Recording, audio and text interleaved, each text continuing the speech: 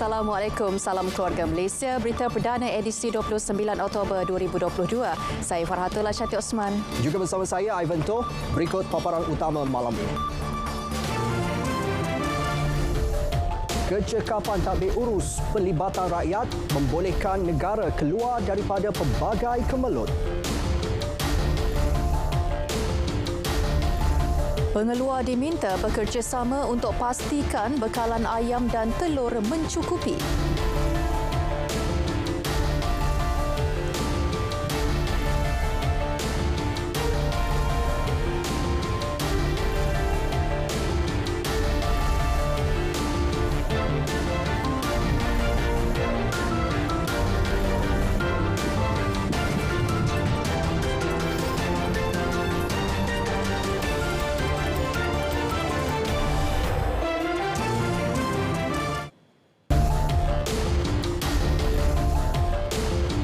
Kecekapan tadbir urus kerajaan serta kerjasama keluarga Malaysia membolehkan negara keluar daripada pelbagai kemelut masa pandemik COVID-19 dan krisis geopolitik. Ia sekaligus membolehkan negara terus fokus kepada pemulihan ekonomi. Perdana Menteri Datuk Seri Ismail Sabri Yaakob berkata, hasilnya selain prestasi ekonomi negara diiktiraf terbaik di Asia Tenggara, Malaysia turut diiktiraf negara ke-18 paling aman di dunia dari 163 negara dan kedua di Asia. Kerajaan juga sentiasa memastikan rakyat sentiasa hidup dalam keadaan yang aman dan harmoni berpaksikan tiga teras utama iaitu keterangkuman, kebersamaan dan kesyukuran.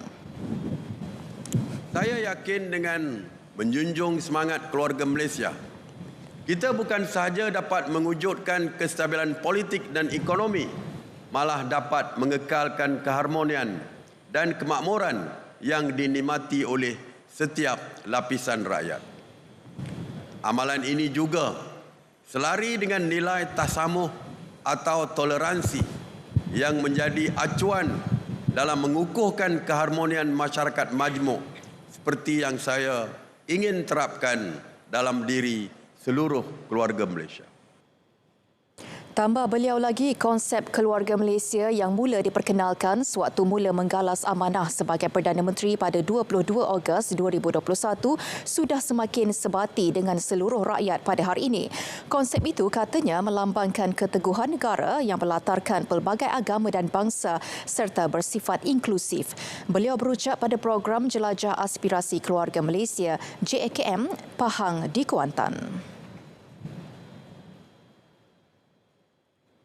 Berhubung pembangunan di Pahang, Perdana Menteri berkata pelbagai inisiatif telah dan sedang dilaksanakan untuk merancangkan pertumbuhan ekonomi, meningkatkan taraf hidup serta memastikan keselesaan keluarga Malaysia di negeri itu. Menerusi Kementerian Pembangunan Luar Bandar, 3.32 bilion ringgit diperuntukkan untuk 101 projek pembangunan melibatkan 39 projek baharu dan 62 projek sambungan.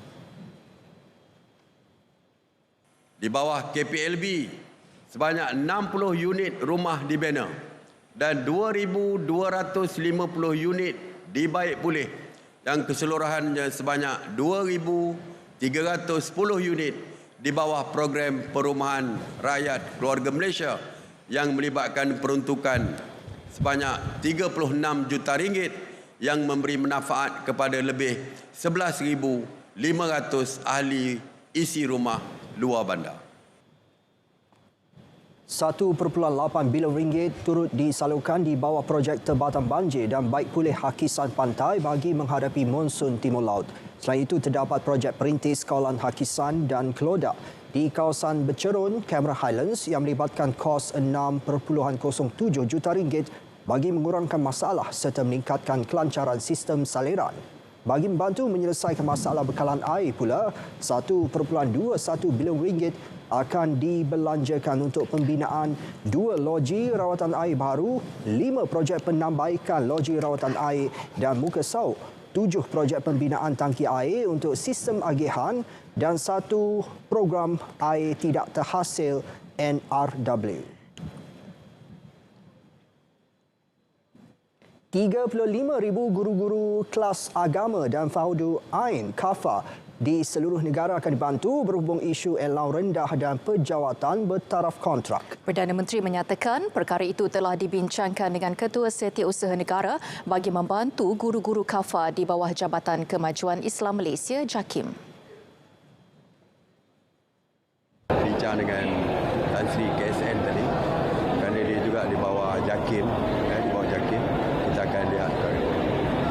Walaupun dari segi one off, dalam bajet kita ada bagi, kita dah umumkan.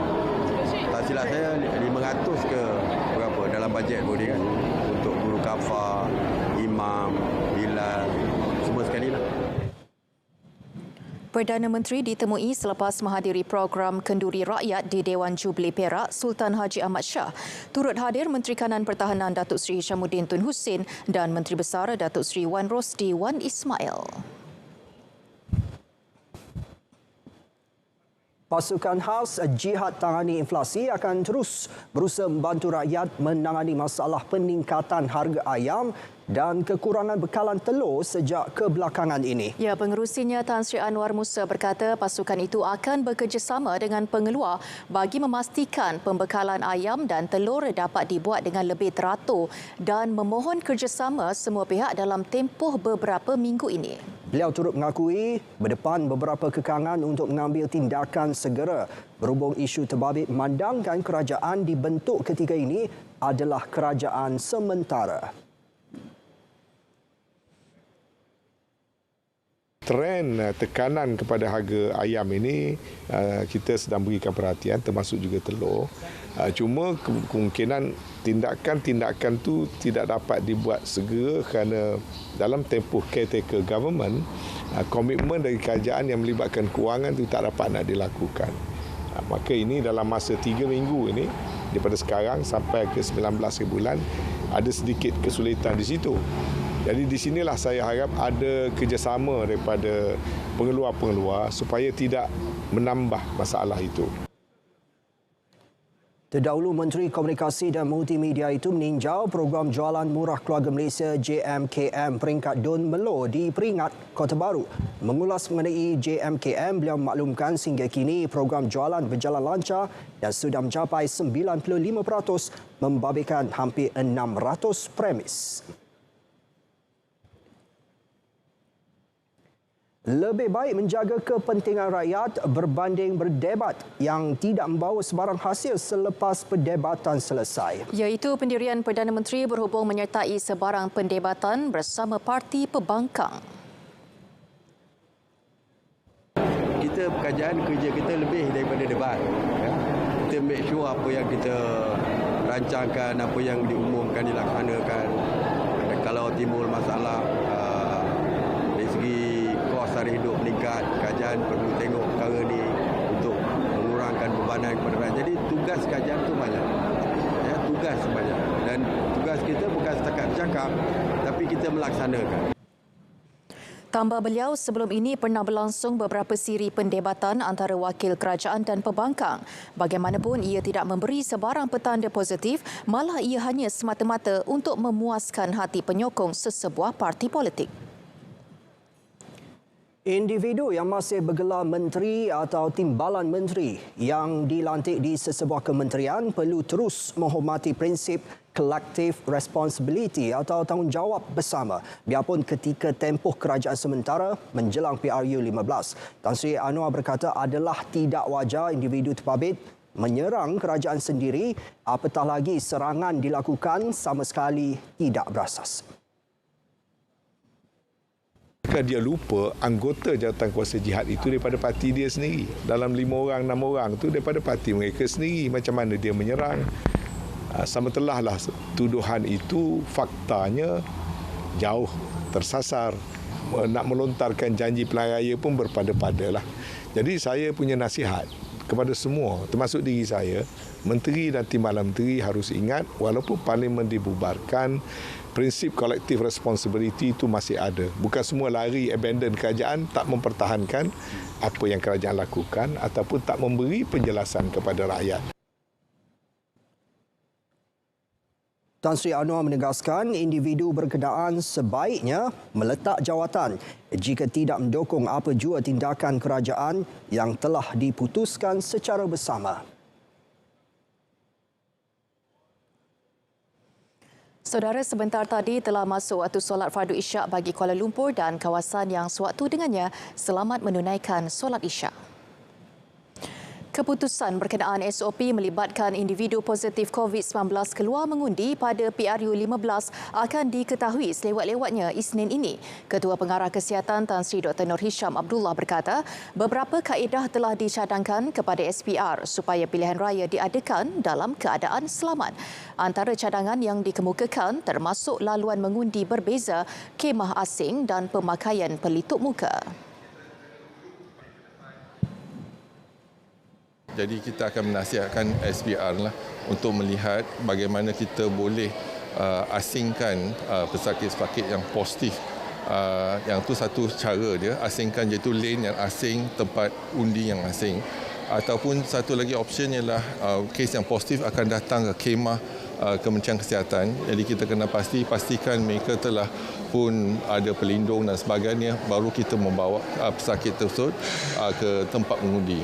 Itu tak payah beratur dan sebagainya. Ini ada dua kaedah yang mesti kita berbincang. Beliau ditemui media selepas merasmikan program Putrajaya Pink October Fun Walk di Putrajaya. Terdahulu, KKM memaklumkan individu yang positif COVID-19 dengan tahap kesihatan yang tidak kritikal akan dibenarkan mengundi pada PRU 15. Bagaimanapun, mereka perlu mematuhi semua SOP kesihatan yang akan ditetapkan oleh SPR. Syarikat penerbangan diminta menambahkan kekerapan penerbangan bersempena Pilihan Raya Umum ke-15 bagi memastikan harga tiket terkawal dan dapat dikurangkan. Ya, Menteri Pengangkutan Datuk Seri Dr. Wee Ka Siong berkata, waktu operasi di lapangan terbang juga boleh dilanjutkan sehingga tengah malam sepanjang musim pilihan raya. Syarikat penerbangan perlu berlaku adil kepada pembeli terutama mahasiswa yang kebanyakannya memilih membeli pada harga murah. Justru Suruhanjaya Penerbangan Malaysia MEFCOM perlu menggiatkan pemantauan harga-harga tiket dan jadual penerbangan bagi membolehkan ramai rakyat dapat pulang untuk mengundi. Jadi saya minta mereka lihat apa kemudahan yang ada, apa fasiliti yang ada, gunakan sebaik saja. Kadang-kadang kalau you nak balik sehari sebelum tu mungkin dia mahal. Tapi mungkin tak dia boleh bagi 2 hari, 3 hari. Itu juga satu option mungkin lebih murah dengan cara ini. Tak semestinya menjelang atau 1 hari sebelum. Beliau berkata demikian selepas menghadiri Hari Sukan Negara Daerah Batu Pahat dan pemberian bantuan lesen keluarga Malaysia di SMK Suria Perdana Batu Pahat. Bagi pengangkutan darat, pihaknya memberi jaminan semua bas mencukupi untuk digunakan bagi perjalanan pergi balik sepanjang tempoh itu. Agenda Nasional Malaysia Sihat ANMS kini menemui anda melalui siri jelajahnya. Saringan kesihatan, pertandingan, aktiviti cabar diri, pencarian bakat, amalan penjagaan kebersihan persekitaran, aktiviti interaktif dan macam-macam lagi. Bersama meriahkan jelajah ANMS di lokasi berhampiran anda. Hepatitis adalah penyakit keradangan hati akibat daripada jangkitan virus hepatitis. Hepatitis A yang berjangkit melalui pencemaran makanan dan air biasanya menyebabkan jangkitan hati yang akut dan tidak berpanjangan. Hepatitis B dan C pula berjangkit melalui darah yang tercemar. Antaranya adalah melalui perkongsian jarum suntikan, transfusi darah, hubungan seksual dan jangkitan ibu kepada anak. Berlainan daripada hepatitis A, hepatitis B dan C boleh menyebabkan kerosakan hati yang kronik dan bara hati. Kebanyakan pesakit hepatitis B dan C tidak mengalami tanda dan gejala pada peringkat awal. Tanda atau gejala seperti muntah darah, jaundice dan busung hanya akan muncul setelah penyakit hepatitis menjadi semakin kronik.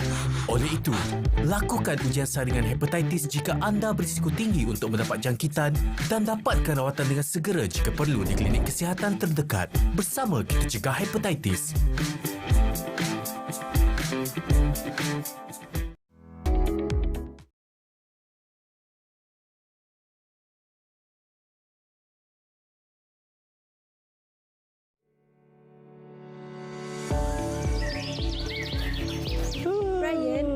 cepat. Bas sekolah nak sampai dah. Jangan lupa bawa botol air tu. Baik, Ibu. Belajar elok-elok ya, Brian. Mestilah.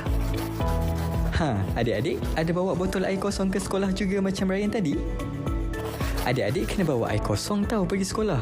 Banyak kebaikan minum air kosong ni. Antaranya, membantu murid lebih fokus dengan pelajaran, kekal terhidrat, membantu sistem pencernaan dan perkumuhan, mengelak dari mengantuk di dalam kelas. Antara waktu yang sesuai untuk minum air semasa di sekolah adalah sebelum kelas bermula, semasa rehat, sebelum dan selepas aktiviti sukan dan sebelum balik ke rumah. Pastikan adik-adik bawa air kosong ke sekolah ya.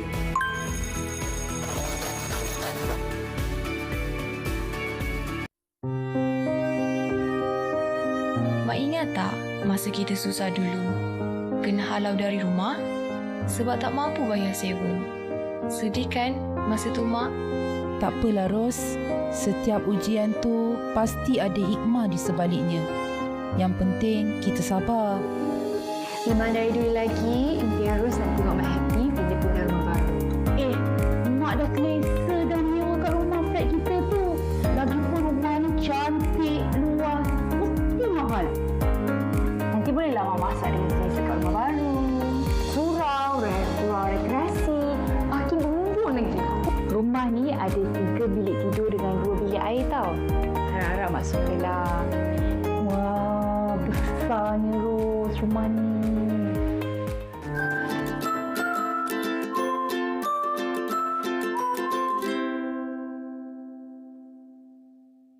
Anda mesej masuk? Oh, rodong kau ngajak ke jelajah eksplorasi keluarga Malaysia Pahang. Jualan keluarga Malaysia anda, jualan AKS anda, padu. Cita rasa keluarga Malaysia anda, jemput makan. Pameran kementerian dan karnival kejaya anda, sukan rakyat pun anda. 28 hingga 30 Oktober, 9 pagi hingga 9 malam di Pusat Konvensyen Antarabangsa Sultan Ahmad Shah dan Perkarakan Stadium Darul Makmur Kuantan. Mau kita.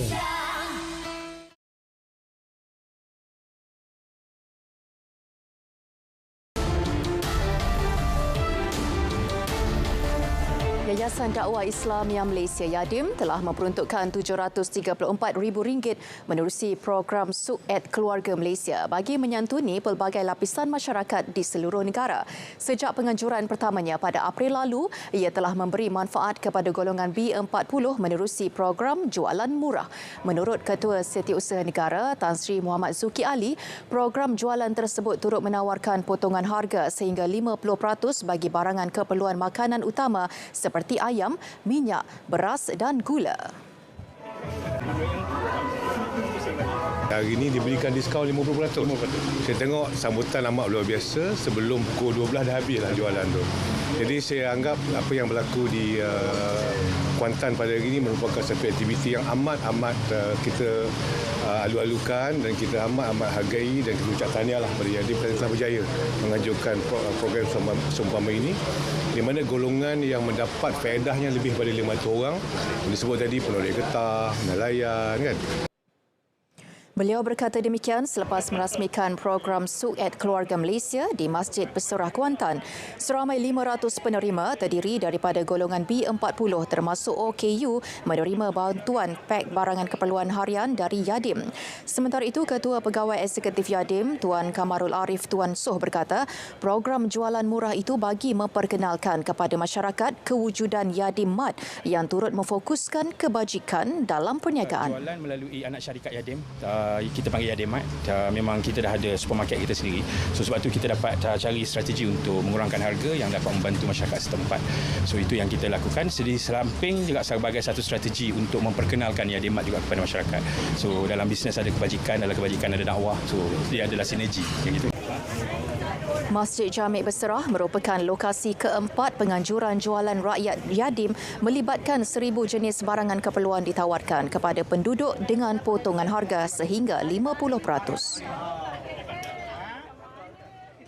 Jelajah aspirasi keluarga Malaysia Negeri Pahang mendapat sambutan menggalakkan dengan kehadiran pengunjung yang memenuhi di 2 lokasi yang berlangsung.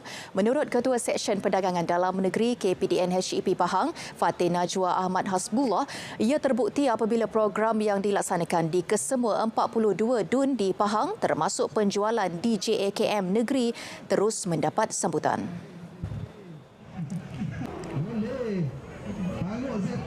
Jualan Murah Keluarga Malaysia sempena Jelajah Aspirasi Keluarga Malaysia ini dilaksanakan dari 28 Oktober sampai 30 Oktober Ahad. Kita membuat jualan murah sehingga lebih daripada 20% untuk barang keperluan asas harian lah, macam ayam, telur, minyak masak, tepung, gula, beras. Untuk sebenarnya kita nak sasarkan untuk golongan berpendapatan rendah lah, untuk menangani kos sara hidup yang agak tinggi sekarang ni ya. Beliau berkata demikian di Pusat Konvensyen Antarabangsa Sultan Ahmad Shah Kuantan. Di perkarangan Stadium Darul Makmur pula turut diadakan pameran aset ketenteraan dan senjata ringan selain demonstrasi keselamatan Jabatan Bomber dan Penyelamat Malaysia JBPM. Bagi memastikan duit milik pengguna terus terjaga dan selamat semasa menggunakan e-pembayaran, Bank Negara Malaysia BNM telah melancarkan kempen e-duit yang menekankan kepada aspek pendidikan. Kempen dengan slogan "Selamat, Senang dan Segera" itu dilaksanakan secara berterusan bagi tempoh 5 tahun selaras dengan aspirasi Pelan Sektor Keuangan 2022-2026.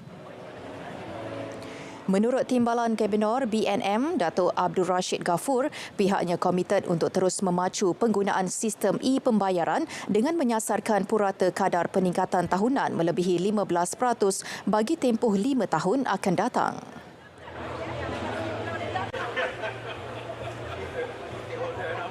Selaras dengan aspirasi ini, Bank Negara Malaysia dan industri pembayaran akan memastikan ketersediaan dan akses kepada instrumen e-pembayaran yang pelbagai seperti kad pembayaran, pembayaran atas talian atau kod QR pada kos yang kompetitif. Tambah beliau, hasil gabungan usaha kerajaan dan industri pembayaran, BNM telah berjaya merekodkan pertumbuhan kukuh dalam penggunaan e-pembayaran di bandar dan luar bandar. Ia dapat dilihat melalui penerimaan kod QR setakat separuh pertama tahun ini yang merekodkan lebih 1 juta pendaftaran. Beliau berkata demikian dalam majlis pelancaran kempen e-duit dan logo rasmi program iTekad Petaling Jaya. Hepatitis adalah penyakit keradangan hati akibat daripada jangkitan virus hepatitis. Hepatitis A yang berjangkit melalui pencemaran makanan dan air biasanya menyebabkan jangkitan hati yang akut dan tidak berpanjangan. Hepatitis B dan C pula berjangkit melalui darah yang tercemar. Antaranya adalah melalui perkongsian jarum suntikan, transfusi darah, hubungan seksual dan jangkitan ibu kepada anak. Berlainan daripada hepatitis A, hepatitis B dan C boleh menyebabkan kerosakan hati yang kronik dan bara hati. Kebanyakan pesakit hepatitis B dan C tidak mengalami tanda dan gejala pada peringkat awal. Tanda atau gejala seperti muntah darah, jaundice dan busung hanya akan muncul setelah penyakit hepatitis menjadi semakin kronik. Oleh itu, lakukan ujian saringan hepatitis jika anda berisiko tinggi untuk mendapat jangkitan dan dapatkan rawatan dengan segera jika perlu di klinik kesihatan terdekat. Bersama kita cegah hepatitis.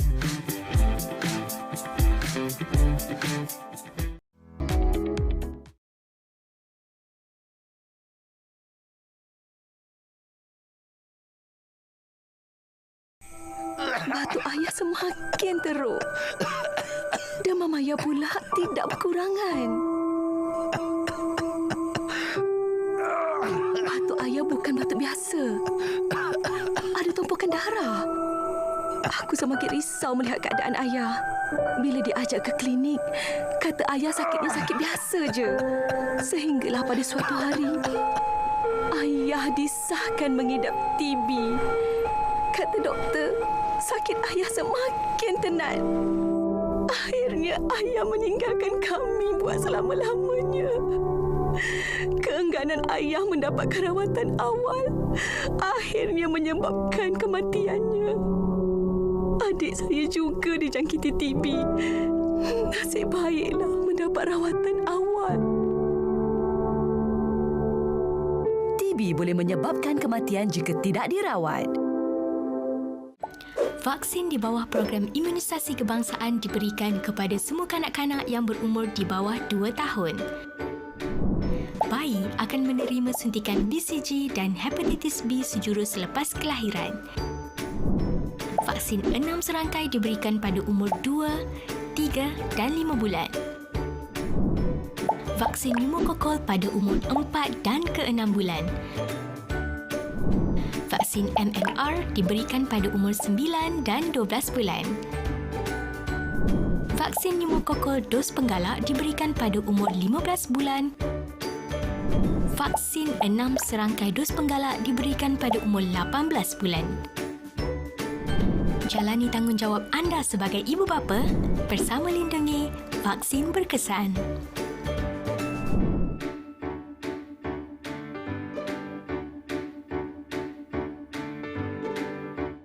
Now we are about to unwrap this whole thing, so let's have a chat. We have to understand everybody has their own responsibility. I think the millennials are a generation of idealists.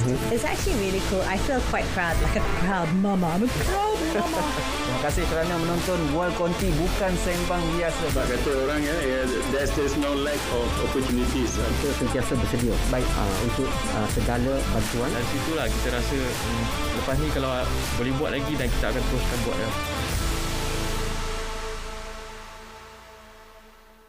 Jika anda mendapati wujudnya salah laku oleh peniaga, salurkan aduan menerusi tindakan berikut. Melayari portal dan email kepada iaduan@kpdnhcp.gov.my. Menghubungi talian 1-800-886-800. Menggunakan aplikasi telefon pintar Easy Adu. Berhubung menerusi talian WhatsApp berikut. Atau anda boleh juga menghubungi Operasi Bilik Gerakan di talian tertera.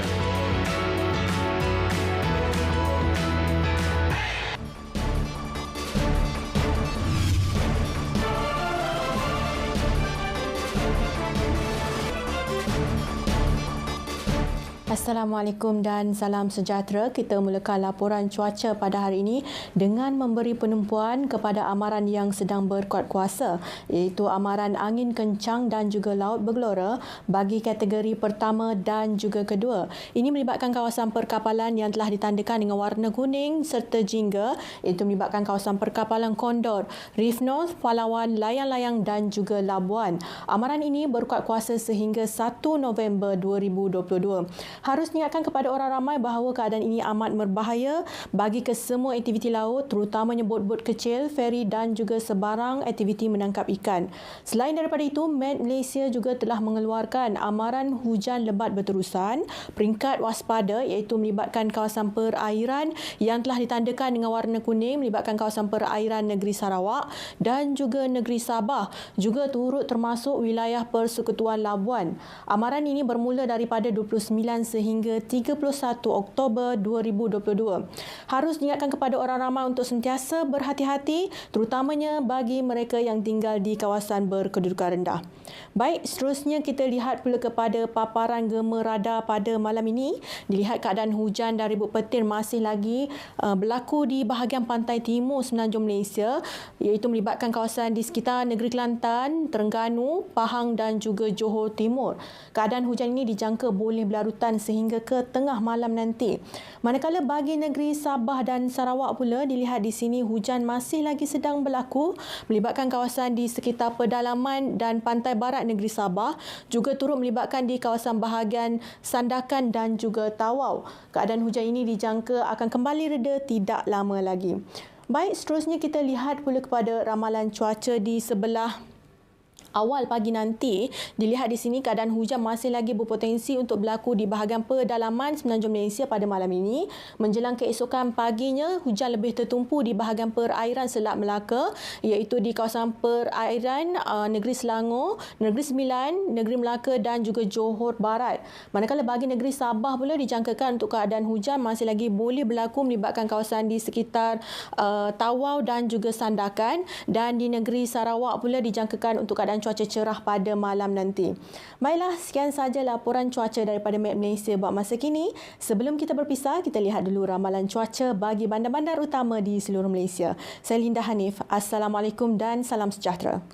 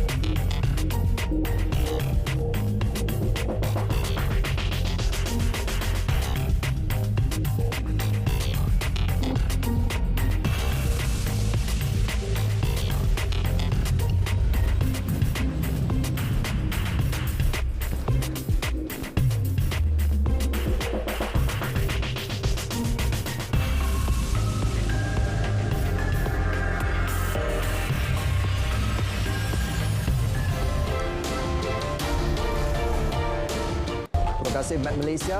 Berita perdana kita teruskan dengan edisi Sukan. Bersama Syarul Islam. Silakan. Stadium Nasional Bukit Jalil kekal gelanggang utama skuad Harimau Melaya. The Pocket Rocketman kembali ke trek seawal bulan depan.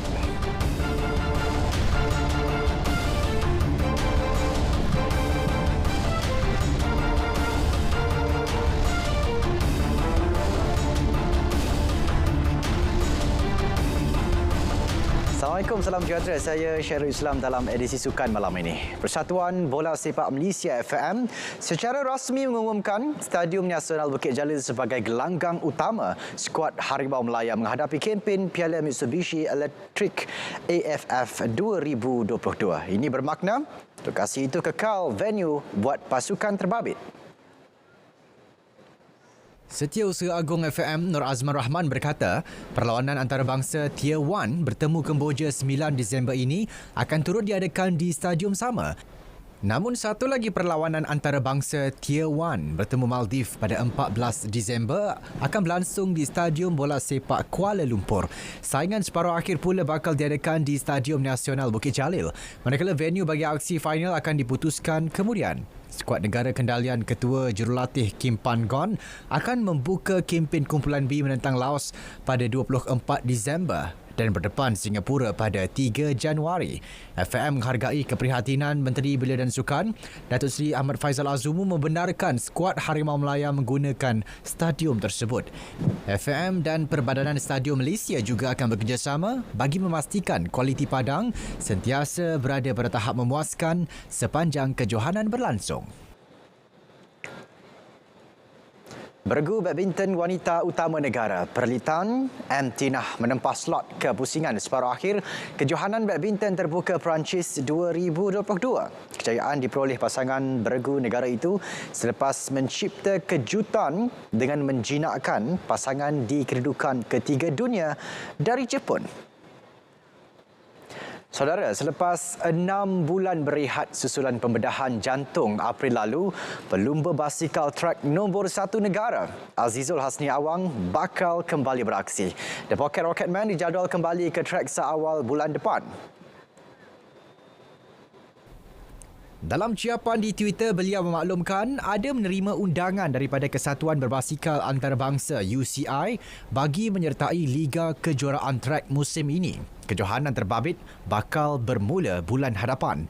Dalam ciapan sama, beliau turut berkongsi rasa teruja untuk berkayuh semula dalam usaha mengembalikan prestasi ke tahap terbaik menjelang Sukan Asia Guangzhou dan Olimpik Paris. Dalam kejohanan itu nanti, Azizul dijangka berentap dengan 17 lagi pelumba terkenal dunia. Antaranya Matthew Richardson dari Australia, Isau-Isau dari India dan Ryan Hilal dari Perancis. Kejohanan itu dijadualkan bermula di Mallorca, diikuti Berlin, Saint Quentin and Yvelines dan London. 25 pingat termasuk 10 emas disasar kontingen Perlis untuk Tamasya Sukan Para Sukma ke-20 yang akan berlangsung di Ibu Negara pada 1 hingga 6 November ini. Menurut penolong pengarah Jabatan Belia dan Sukan Negeri Muhammad Hanafi Abdul Rahman, pingat dijangka diperoleh menerusi beberapa sukan pilihan. Antara sukan yang diramal mampu memberi pingat kepada kontingen itu ialah pimpong, bowling padang, angkat berat, badminton dan olahraga. Bagi edisi kali ini, seramai 42 atlet bakal mengalas cabaran mencapai sasaran ditetapkan dengan dibantu 21 pegawai. Sebelum ni kita 13 emas di Perak dan kali ini berkurang kerana atlet kita tidak sebanyak seperti di Perak lah. So kita kurangkan sasaran tapi kita target lebih sebenarnya. Cuma 10 itu kita punya kita punya sasaran awal lah. So kita target lebih daripada 3. Bagi menghargai pencapaian setiap atlet yang bakal bertanding nanti, kerajaan negeri turut menyediakan insentif berjumlah RM40,000 untuk atlet yang bawa pulang pingat. Hanafi ditemui pada majlis penyerahan bendera kontingen Para Sukma Perlis di Kompleks Belia dan Sukan Negeri. Kejohanan Hoki Piala Sultan Johor SOJC edisi ke-10 melabuhkan tirainya hari ini. Skuad hoki bawah 20 tahun kebangsaan terpaksa berpuas hati dengan kedudukan ke-6 selepas merekodkan beberapa siri aksi hambar sepanjang kejohanan. Perlawanan terakhir di Stadium Hoki Taman Daya petang tadi menyaksikan skuad negara dan Afrika Selatan terpaksa beraksi dalam keadaan cuaca panas. Awal permainan memperlihat aksi seimbang kedua-dua pasukan sebelum Afrika Selatan membuka tirai gol pada suku pertama menerusi Neil Rats. Malaysia berjaya mengikat semula kedudukan hasil pukulan sudut penalti disudahkan Muhammad Amirul Hanif Mamat seminit kemudian. Kecuaian barisan pertahanan muda negara dihukum melalui jaringan padang Hans Nittling pada minit ke-25. Neil Rats sekali lagi mencetak nama selaku penjaring menerusi penalti strok pada minit ke-36. Cubaan Malaysia mengurangkan defisit gol akhirnya tiba pada minit ke-56 melalui pukulan sudut penalti disudahkan Muhammad Zulhanif Sahran. Saingan berakhir dengan kekalahan skuad negara 2-3. Kempen Malaysia pada edisi kali ini hambar apabila tewas 4 perlawanan berturut-turut sebelum mencatat keputusan seri 2-2 dengan Jepun pada peringkat kumpulan.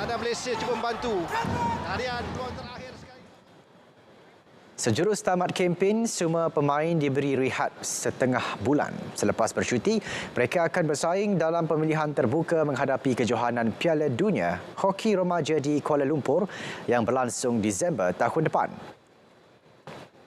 Ketua Jurulatih Skuad Hoki bawah 20 tahun kebangsaan, Muhammad Amin Rahim berkata, pemilihan dibuat bagi senarai 25 hingga 30 pemain. Menurutnya terdapat lebih 40 pemain yang layak diserap ke dalam skuad muda negara ketika ini.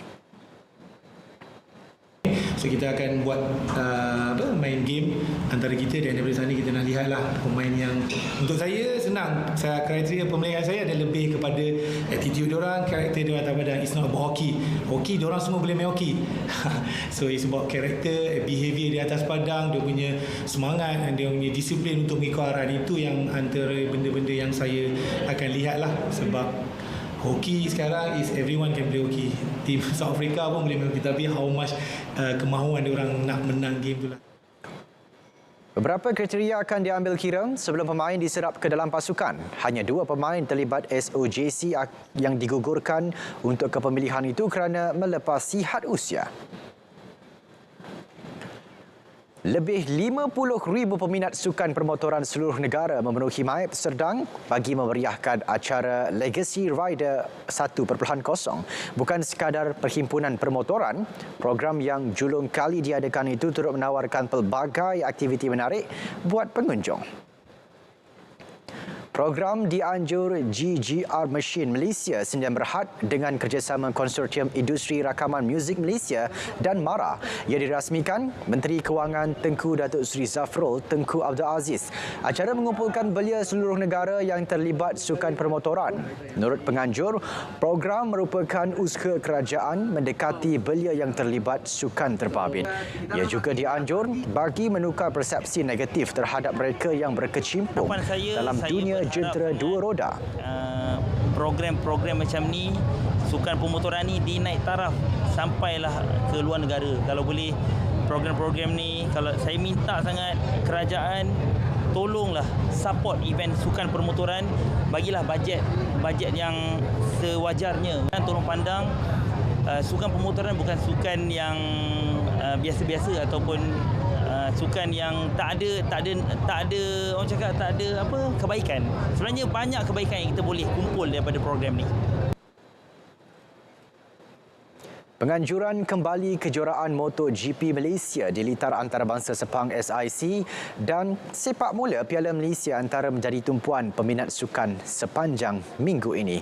Kita ikuti sorotan mingguan yang disediakan. Selepas 2 tahun, MotoGP Malaysia kembali ke SIC. Aksi bagi edisi tahun ini berlangsung 21 hingga 23 Oktober lalu. Ia disambut meriah dengan jumlah penonton yang hadir menghampiri sasaran. 163,000 peminat sukan permotoran membanjiri litar itu berbanding sasaran 170,000. Beralih kepada sukan bola sepak, aksi pertama edisi ke-101 Piala Malaysia berlangsung tanpa sebarang kejutan. Juara Liga Super 2022, Johor Darul Takzim tidak berdepan masalah, menang 4-0 menewaskan Petaling Jaya City FC di Stadium Bandaraya Petaling Jaya. Manakala di Stadium Sultan Muhammad ke-4 Kota Baru, skuad kendalian Tan Cheng Ho, Selangor menang selesa 2-0 ke atas Kelantan United Football Club di Stadium Sultan Muhammad ke-4 di Kota Baru. Di Stadium UiTM Shah Alam pula, Sabah FC turut membuka kempen kejohanan bola sepak berprestij itu dengan langkah kanan apabila menewaskan UiTM FC 2-1. Di Stadium Negeri Kuching, jaringan tunggal Kentahara pada minit ke-82 memastikan Kelantan FC mencatat kemenangan berharga 1-0 ke atas Sarawak United FC. Sementara itu, Kedah Darul Aman mensia-siakan kelebihan beraksi di laman sendiri apabila kecundang 1-2 menentang Negeri Sembilan FC di Stadium Darul Aman Alostar. Di Stadium Bandaraya Pulau Pinang pula menyaksikan tuan rumah Penang FC tidak memanfaatkan kelebihan aksi di laman sendiri apabila sekarang menamatkan saingan dengan keputusan seri 2-2 menentang Kuching City FC. Perkembangan pelari menara negara Soh Wai Ching menutup sorotan mingguan kali ini. Wai Ching yang merupakan pelari menara nombor 1 dunia terus menempa nama di peringkat antarabangsa selepas muncul juara RNLI Tower Run di bangunan 22 Bishopsgate, London. Atlet berusia 28 tahun itu menamatkan larian setinggi 56 tingkat dengan menaiki 1,436 anak tangga dalam tempoh 6 minit 52 saat. Kejayaan itu sekaligus memadam rekod lama 9 minit 13 saat dicatat pelari Great Britain Daniel Joyce. Ini adalah kejayaan kelima diraih Wai Ching dalam tempoh 2 bulan termasuk ketika mempertahankan kejuaraan Empire State Building run-up di New York.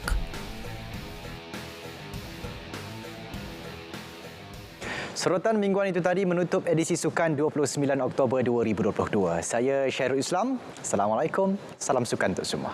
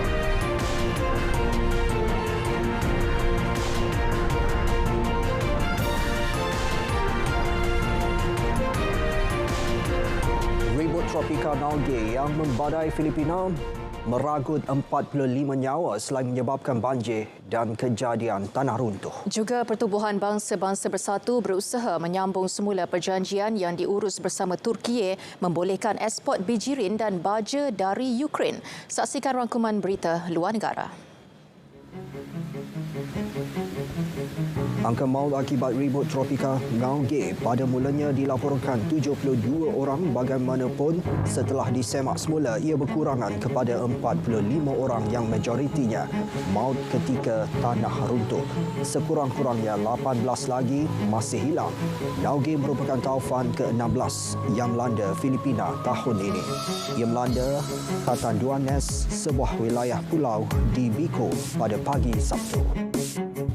PBB menggesa semua pihak melanjutkan perjanjian yang diurus Turkiye untuk membolehkan ekspor bijirin dan baja dari Ukraine, termasuk mengatasi sebarang halangan ke atas ekspor bijirin dan baja Rusia. Jurucakap PBB, Stephen Dujarric berkata, jika makanan dan baja tidak sampai ke pasaran global, petani tidak akan mendapat bekalan baja mengikut jadual dan pada harga yang mereka mampu beli. Perjanjian yang pada mulanya ditandatangani untuk 120 hari akan tamat pada 19 November dan PBB sedang berusaha untuk melanjutkannya dan mengembangkan perjanjian untuk tempoh setahun. Syarikat media sosial Twitter akan membentuk Majlis Khas Moderasi sebagai sebahagian daripada langkah penambahbaikan. Pemiliknya Elon Musk pada Jumaat bagaimanapun berkata tiada sebarang keputusan mengenai kandungan atau pengembalian semula akaun sehingga majlis itu bersidang. Musk berikrar untuk meningkatkan perlindungan demi kebebasan bersuara di Twitter sebagai sebahagian daripada pemerolehan platform itu. Pada Khamis, Musk memuktamadkan perjanjian pemerolehan Twitter berjumlah $44 bilion Amerika selepas rundingan bermula pada April. Karya saluran industri kreatif, manakah yang bakal dinobatkan terbaik di kalangan yang terbaik? Saksikan Anugerah Sri Angkasa 2022 di Pusat Konvensyen Antarabangsa Putrajaya pada 29 dan 30 Oktober 2022. Saksikan secara langsung di TV2. Anugerah Sri Angkasa, Kemuncak Kecemerlangan.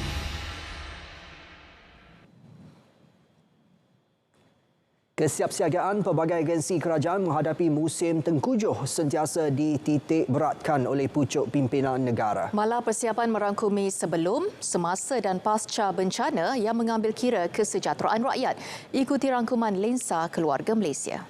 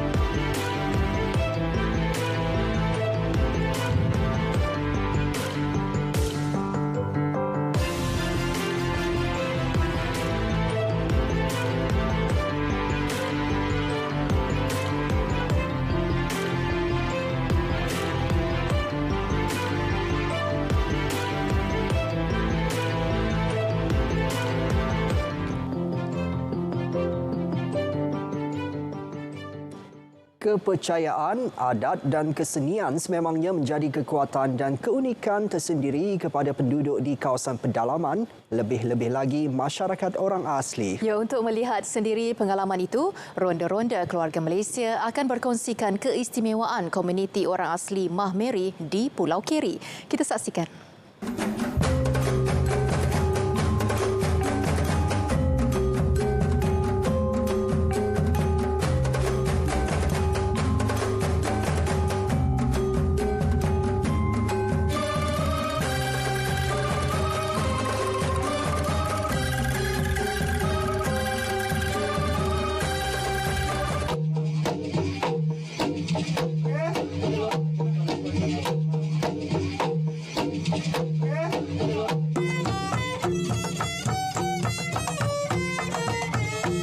Mereka adalah orang asli yang sudah didiami negara ini sejak berabad lamanya. Keunikan masyarakatnya tidak pernah diketepikan, malah sentiasa diangkat dan menjadi kebanggaan negara untuk ditonjolkan kepada dunia luar. Mah Meri bermaksud orang hutan, sementara dalam istilah Bawa, Mah Meri disebut bersisik. Mereka juga dikenali sebagai orang laut kerana tinggal berhampiran laut dan bekerja sebagai nelayan. Mereka dipercayai berhijrah dari pulau ke pulau di selatan Johor ke pantai negeri Selangor kerana lari dari musuh. Kini, masyarakat Mah Meri telah mengalami perubahan dari segi pemikiran dan pembangunan hasil daripada percampuran dengan masyarakat lain.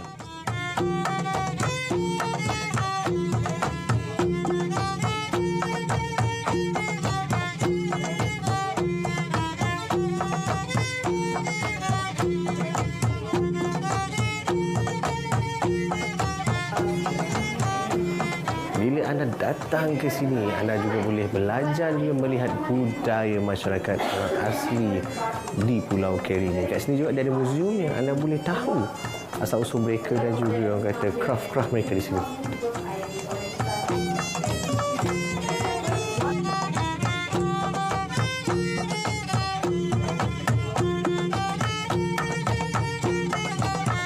Kehalusan seni ukiran kayu keras daripada kayu balak yang dipotong menzahirkan pelbagai arca unik. Tidak hairanlah jika hasil karya mereka berjaya diangkat hingga ke peringkat antarabangsa. Juru ukir yang berada di pondok juga sentiasa bersedia memberikan penerangan berkenaan maksud arca seperti kepercayaan masyarakat setempat sebagai tujuan perubatan. Malah, arca dihasilkan juga dijual kepada tetamu.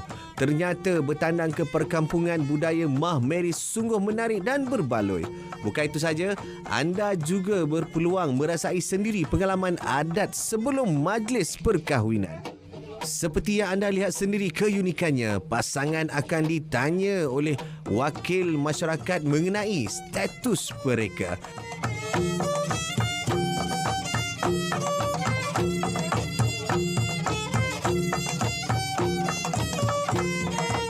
Selepas itu, pasangan lelaki akan mencari pasangan hidupnya di dalam sekumpulan penari tersebut. Begitu unik sekali.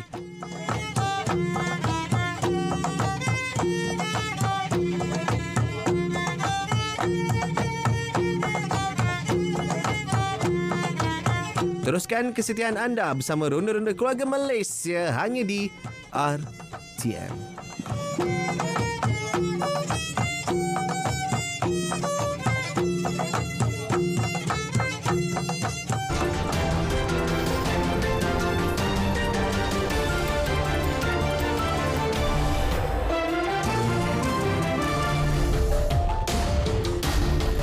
Itulah di laman Twitter, seekor kucing di Universiti Putra Malaysia UPM memakai kad metrik.